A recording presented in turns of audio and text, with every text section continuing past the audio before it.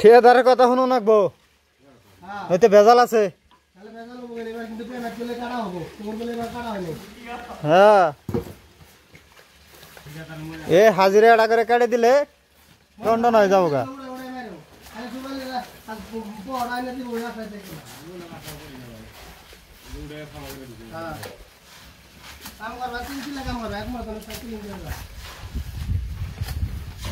তোমরা কি করো ভালো সাফা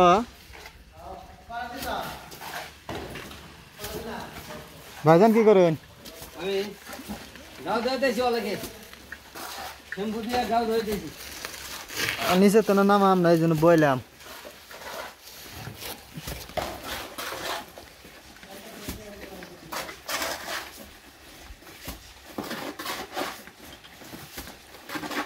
আমার দুম গলাটা মাইরে আইরা ওই মশলা মারে আর মান যাই যাবে করে যাবে করে কাইট করে মান ঠিকাদার তো মাইকে মাইছে নালা মশলা নিয়ে আইতাছে লেডি আমি মশলা মারি কি হবে না এলে কেন থাকতে ধরে না মাছটা নিলে এ ভাইজান ঠিকাদার ওগের মশলা নিয়ে লোকে ঠিকাদার মানজা মধ্যে এই বিশেষ না বিশ ছাড়া আগে মাগি আছে তো এখন এই যে